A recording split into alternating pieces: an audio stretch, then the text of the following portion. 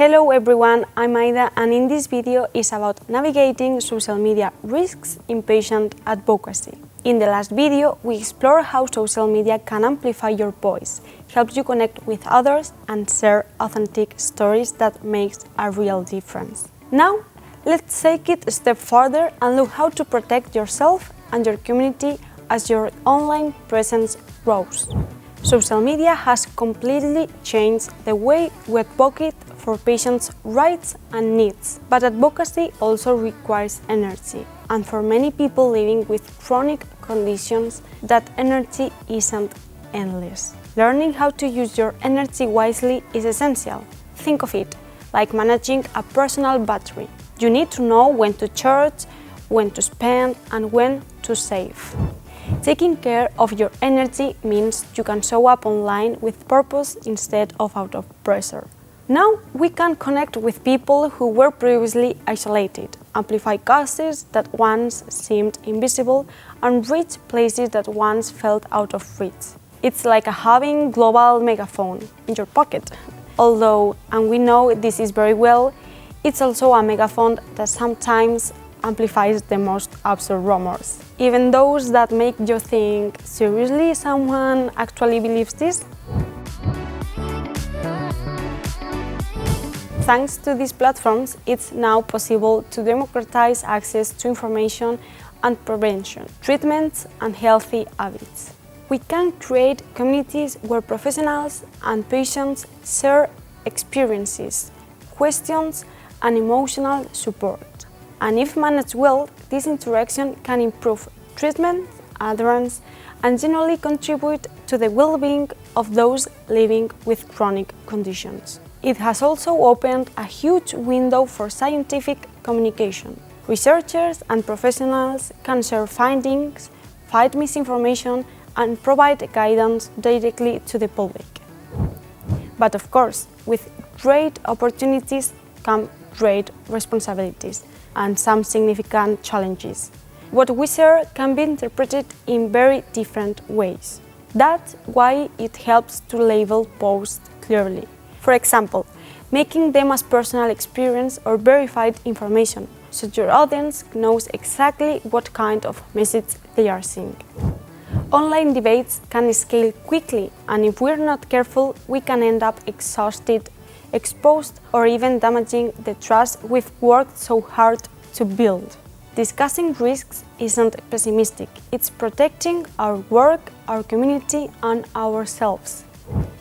Yes, social media is a double-edged sword. The speed at which information travels is wonderful when content is reliable, but disastrous when it isn't. Misinformation spreads faster than a viral meme and can reach millions before anyone has time to correct it. In Spain, for example, more than 1,500 health-related hoaxes have been documented, from so-called natural cancer cures to miracle diets that don't work even if promoted by an influencer with 5 million followers.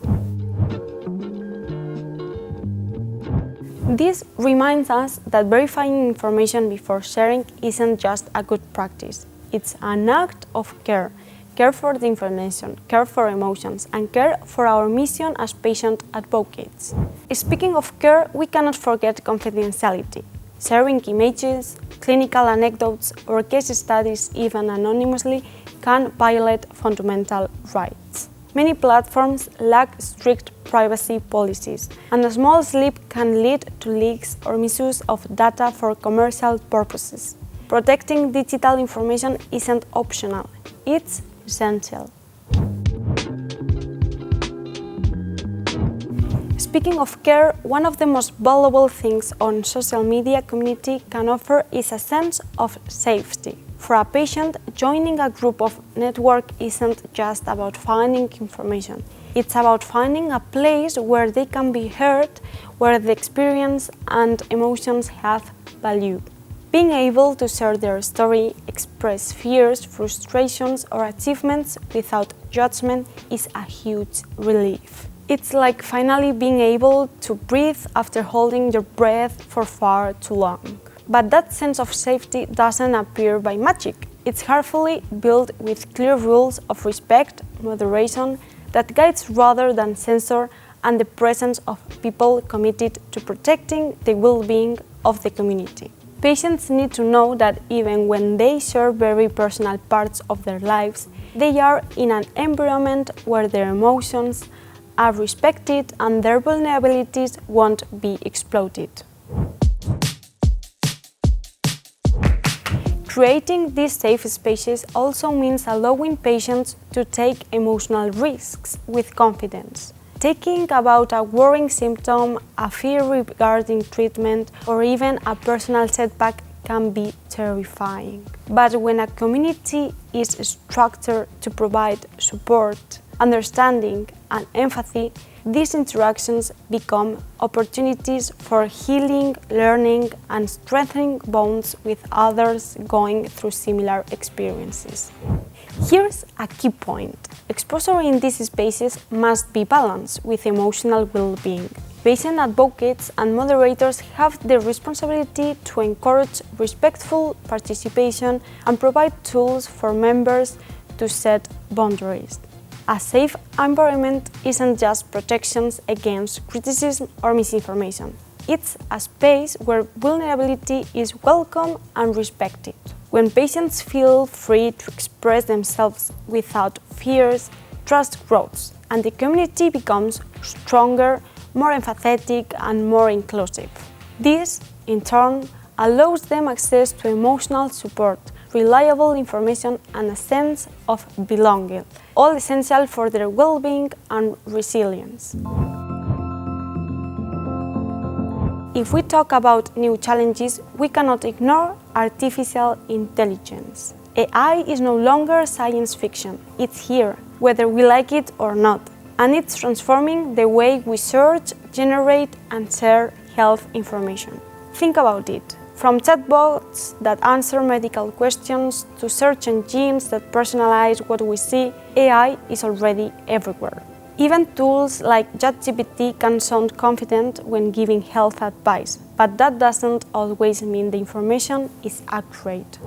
AI has become an everyday tool, but also a field full of nuances and risks that we must understand as patient advocates. First, let's address the obvious: amplified misinformation. AI systems are only as reliable as the data they were trained on. If that data includes incorrect, out-of-context, or unverified information, AI can present it convincingly.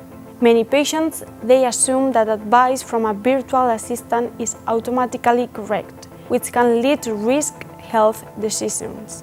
Then there's bias and over-personalization. Algorithms tend to reinforce what we already believe, creating informational bubbles that make it harder to access verified information.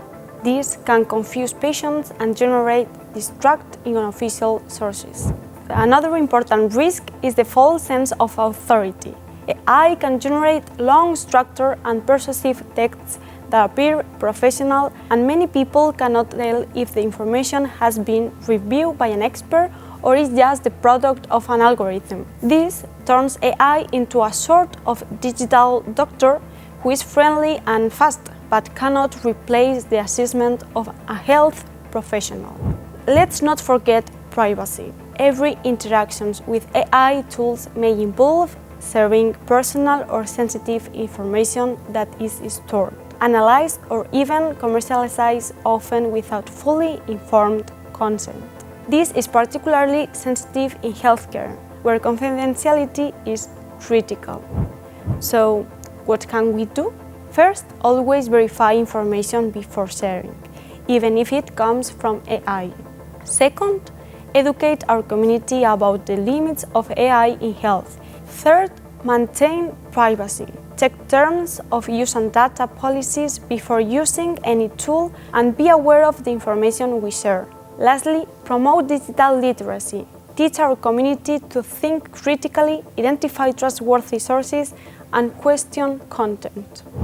I don't want this to sound alarmist. AI is also a huge opportunity. It can help organize information, reach more people with clear messages, generate educational content, and detect patterns that were previously hard to spot.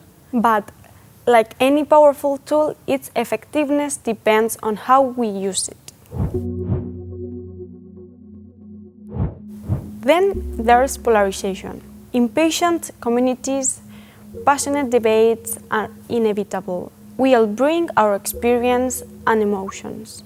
The key isn't avoiding difference, but managing them with respect and empathy. Moderation doesn't mean censorship. It means guiding, reminding of rules of respect and taking a breather when necessary.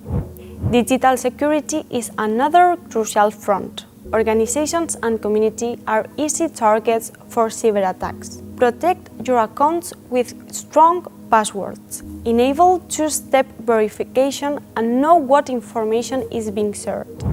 If a breach occurs, transparency is the best ally. Tell the truth, explain what happened and how it's being resolved. This strengthens trust even in difficult times.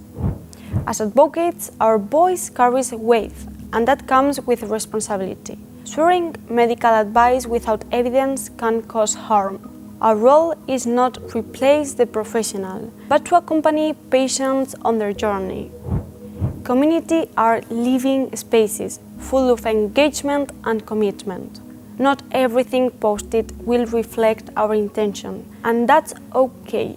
Our job is to offer guidance, examples, and remind people of the common purpose. Inevitably, crises arise, unfair criticism, misunderstandings, or organized attacks. The difference between a destructive crisis and one that strengthens is preparation. Have a communication plan, know who can speak on behalf of the group, and ensure emotional support networks. Managing criticism requires calm. Assess, acknowledge concerns, and offer solutions. Every negative comment is an opportunity to learn and improve. If this happens, try this. If tension rises, pause the conversation, remind members of community rules, and refocus on shared goals. If misinformation spreads, post a clear corrections with a trusted source calmly and without blame. If you face personal attacks, don't respond impulsively. Take a break, seek support, and if needed, report or block. If a crisis starts, gather your team, verify facts, communicate transparently, and keep members informed. If you feel overwhelmed, step back, rest, and delegate. Protecting your emotional energy helps protect the community. Creating inclusive content isn't just nice or legally required, it's a fundamental right. We mean everyone, including people with disabilities, can fully participate, and not only permanent disabilities. People with temporary difficulties, noisy environments, or visual fatigue also benefit from accessible content. Promoting digital inclusion is not only fair, it also allows us to reach more people. Around 50% of global population has some disability, and if we include temporary or contextual difficulties, practically all users may need some support to access information effectively. How do we do it? First, use alternative text for images and GIFs. A clear description makes a difference. For example, woman in a blue shirt smiling while holding a cup of coffee on a sunny terrace, instead of just woman smiling. It might seem over the top, but it makes a difference. Videos include captions and, if it's possible, full transcripts.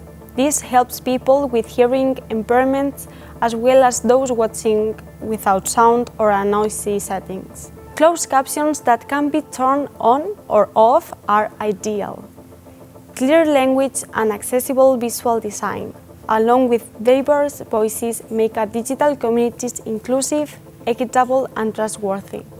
In short, social media can be our best ally or our worst enemy, depending on how we use it. With awareness, preparation, and care, we can turn these platforms into a safe, inclusive, and useful spaces where patient advocacy is effective, sustainable, and human. Thank you for watching this training module. I hope it helps you as a patient and a patient representative. For more information, you can also check resources from your patient groups from Eurordis, Rare Disease Europe, or Every Life Foundation for Rare Disease and Empathy Training. Feel free to contact them directly.